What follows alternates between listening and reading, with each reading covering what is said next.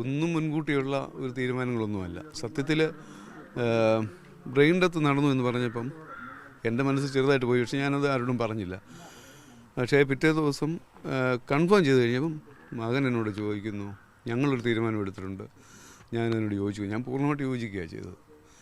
നമ്മുടെ ഒരു കുട്ടി പോയപ്പം ഏതായാലും പോകുമെന്നുള്ള ഉറപ്പായി.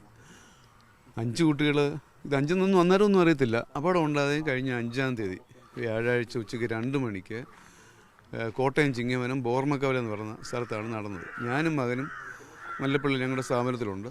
അപ്പോഴാണ് ഈ അറിയിപ്പ് മരുമകൾ ഫോൺ ചെയ്തപ്പോൾ അവനെയും എൻ്റെ മകനെയും എൻ്റെ കൂട്ടുകാരനെയും കൂട്ടി ഞാൻ അങ്ങോട്ട് വിട്ടു. എങ്ങോട്ട് പോകണം എന്താണെന്നൊന്നും അറിയത്തില്ല. അപ്പോൾ എൻ്റെ ഒരു മാധ്യമ സുഹൃത്തിനെ തന്നെ ഞാൻ അന്നേരം വിളിച്ചു, ഇതെന്തോ സംഭവം.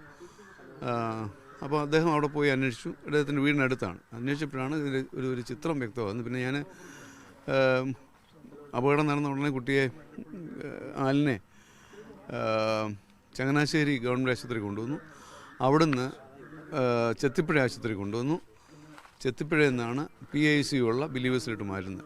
അവിടെ ഒരു 1.5 ദിവസത്തോളം എല്ലാ പരീക്ഷണങ്ങളെല്ലാം നടത്തി. സാധ്യത കുഞ്ഞ് കാറില്ല, എതിരെ വന്ന് കാറാണ് തട്ടിയത്.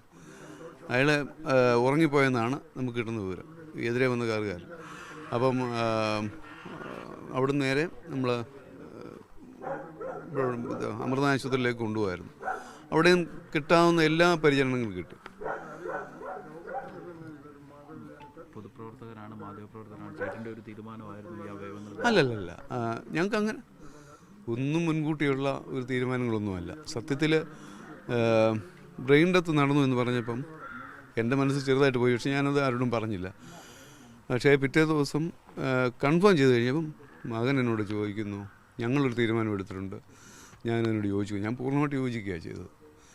നമ്മുടെ ഒരു കുട്ടി പോയപ്പം ഏതായാലും പോകുമെന്നുള്ള ഉറപ്പായി.